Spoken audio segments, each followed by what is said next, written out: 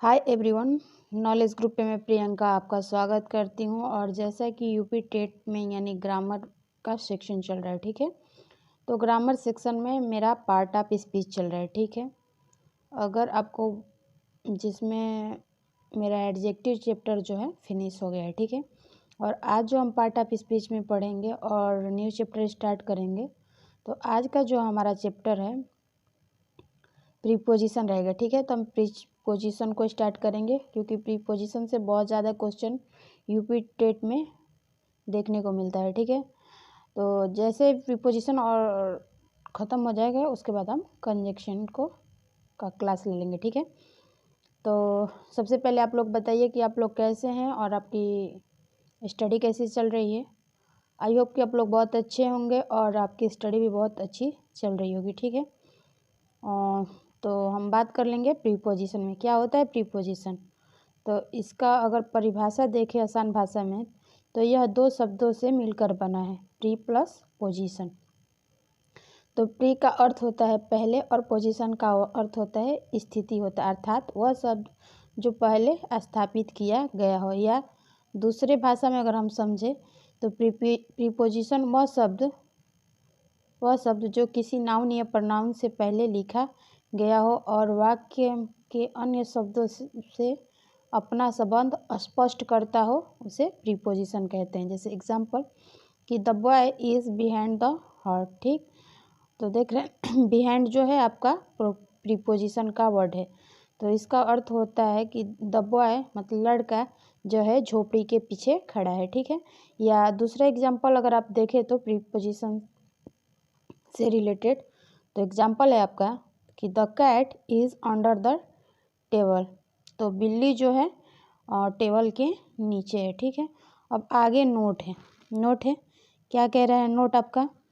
तो नोट है कि यदि दोनों में बिहाइंड या अंडर क्रमशः द हर्ट या द टेबल और हर्ट क्या है नाउन वर्ड है से पहले लिखे गए हैं, लेकिन बिहाइंड तथा अंडर प्रीपोजिशन, देखिए बिहाइंड एंड अंडर जो वर्ड है आपका क्या है प्रीपोजिशन, और अपना संबंध किसके साथ बता रहा है द बॉय और कैट।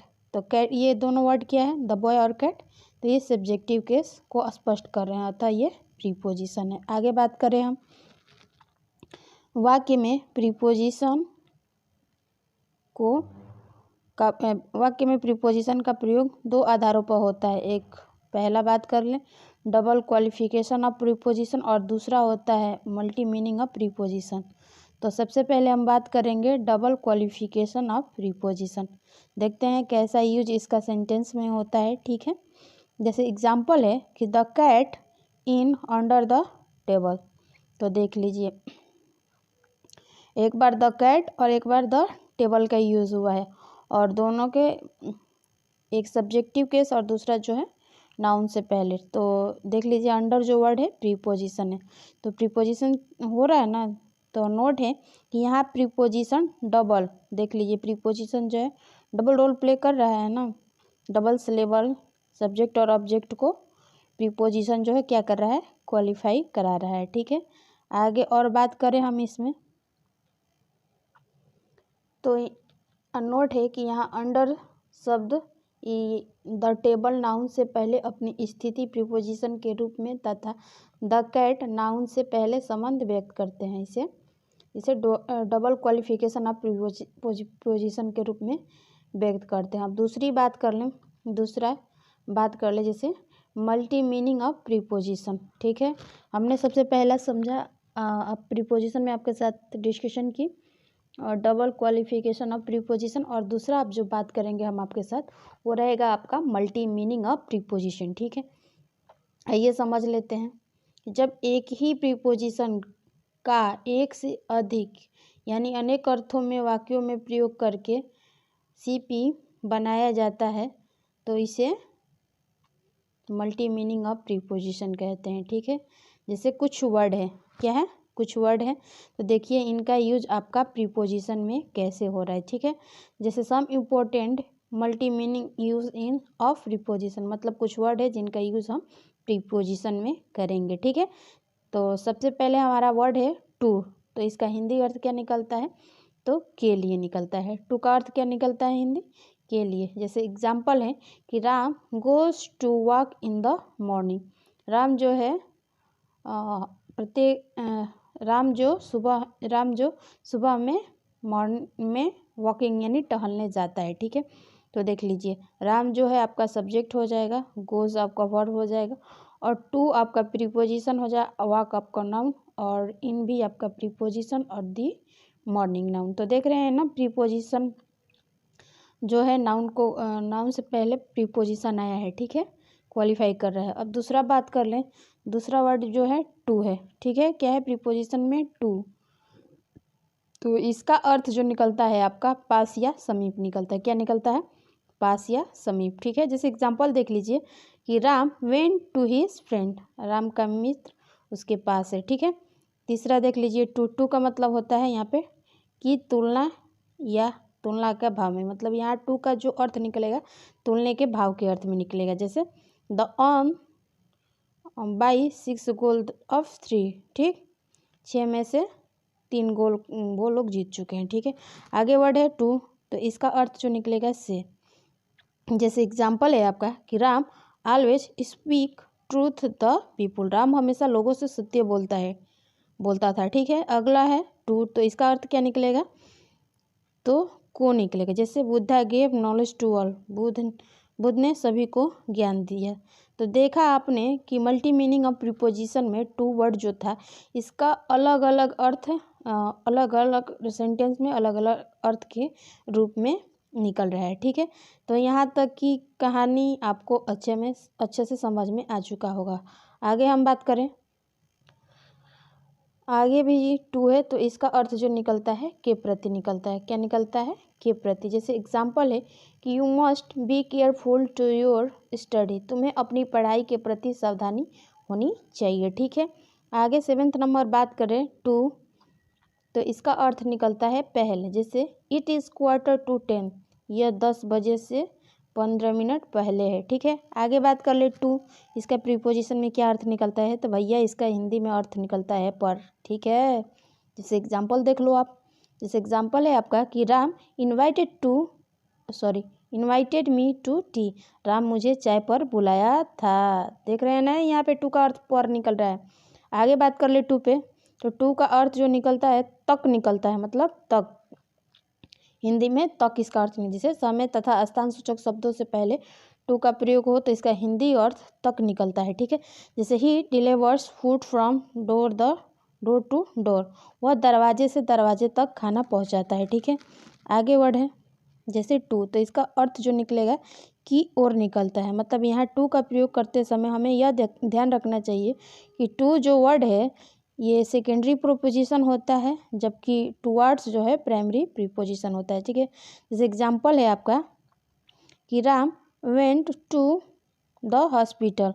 राम हॉस्पिटल तक या की ओर जाता था। ठीक है, तो ये थे प्रीपोजिशन में वर्ड टू। ठीक है, से रिलेटेड हिंदी में अर्थ प्लस एग्जाम्पल हम आपके साथ डिस्कशन किए।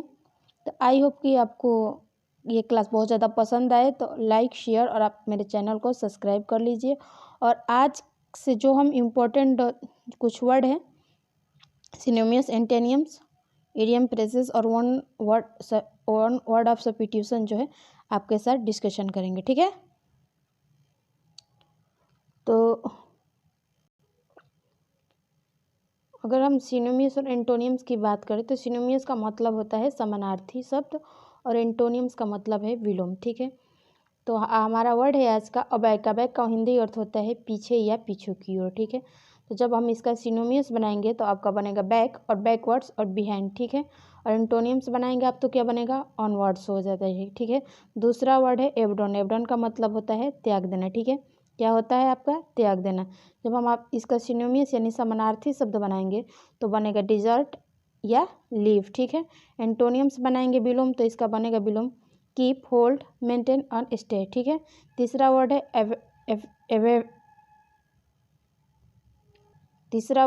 एवेफ्ट। एवेफ्ट का मतलब होता है पीछे। ठीक है, तो इसका सिनोनिम्स बनाएंगे तो बनेगा असर्टेन, बैक या बिहाइंड, और एंटोनिम्स ऑफ फोर। ठीक है, चौथा वर्ड है अबेट। अबेट का मतलब होता है कम करना या घटा देना। जब आप इसका सिनोनिम्स बनेंगे तो होगा अपीयर्स, डिसलाइन, डिस्क्रीज, डिसमिनिश और लिशन, ठीक है। और एंटोनियम्स बनाएंगे आपको तो बनेगा इंक्रीज, एक्सटेंड, इनलार्ज और प्रोलोंग, ठीक है। अब फ्रेजल वर्ब है, इस पर हम बात कर लेते हैं। जैसे फ्रेजल वर्ड में वर्ड है आपका आज ए, ऐसे वर्ड से देखते हैं। एक टर्न का मतलब होता है प्रभाव डालना, ठीक है। दूसरा वर्ड है एक्ट अपॉन, मतलब सुझाव पर चलना। तीसरा वर्ड है एक्ट फॉर, मतलब किसी के स्थान पर कार्य करना, ठीक है। अब कुछ इडियम्स वर्ड है, उनको भी हम डिस्कशन कर लेते हैं। जैसे हमारा वर्ड्स है, जैसे all eyes for an eyes, मतलब जैसे का तैसा। ऐसे इंग्लिश में एक सेंटेंस और होता है, जैसे टीट फॉर टैट, ठीक है। अगला है एट 6 and 7, इसका अर्थ होता है तितर बितर, मतलब इन डिसऑनेस्ट, मतलब बेईमान। अगला वर्ड है a fish out of the water, अगर पानी से मछली को निकाल दिया जाए तो उसे क्या कहते हैं, क्या करती है मछली, बेचैन हो जाती है, जैसे इन अ अनकंफर्टेबल पोजीशन, ठीक है। आगे बात कर ले वन वर्ड ऑफ सब्स्टिट्यूशन, ठीक है। जैसे वर्ड है आपका एमिनेशिया, मतलब याददाश्त कम होना, जैसे लॉस ऑफ मेमोरी, ठीक है। अगर लॉस ऑफ मेमोरी आपका वर्ड है तो आप इसे आंख बंद करके एनिमेशिया पर क्लिक कर दीजिएगा, ठीक है।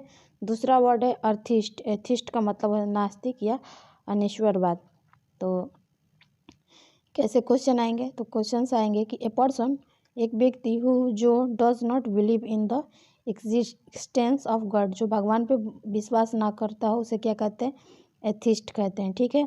अब आगे वर्ड जो हैं कुछ मिस स्प्लिट वर्ड से रिलेटेड वर्ड है, ठीक है, जो कि हमारा वर्ड करेक्ट है, ठीक है। अगर आगे हम आपसे क्वेश्चन कराएंगे तो उसमें आपको क्वेश्चन से रिलेटेड मैं लेके आऊँगी। तो उससे पहले अगर मैं क्वेश्चन डिस्कशन करूँ आपके साथ तो उससे रिलेटेड जो करेक्ट वर्ड है मैं आपके साथ डिस्कशन कर लेती हूँ। जैसे एम्बिग्युलिटी का मतलब होता है अस्पष्टता, और टमन का मतलब होता है सरद, एम्बेसडर का मतलब होता है राजदूत, एडजॉइनिंग का मतलब होता है सटा हुआ, और अचीवमेंट का मतलब होता है प्राप्ति करना, ठीक है। तो ये जो वर्ड है बहुत इंपॉर्टेंट है, आप इसको लर्निंग कीजिएगा, ठीक है। जितने लर्निंग करेंगे उतने ही अच्छा रहेगा आपके लिए, और चीज़ें आपके लिए बेहतरीन तरीके से प्रिपरेशन हो जाएगा, ठीक है। तो आज की कहानी यहीं तक। आई होप कि ये सेक्शन आपको बहुत ज़्यादा अच्छा लगे। तो आप हमारे चैनल को लाइक कीजिए, शेयर कीजिए और चैनल को सब्सक्राइब कर लीजिएगा। और आगे की प्रीपोजिशन से रिलेटेड क्लास अगली वीडियो में। आज तक की वीडियो यहीं तक, तब तक के लिए thank you and take care.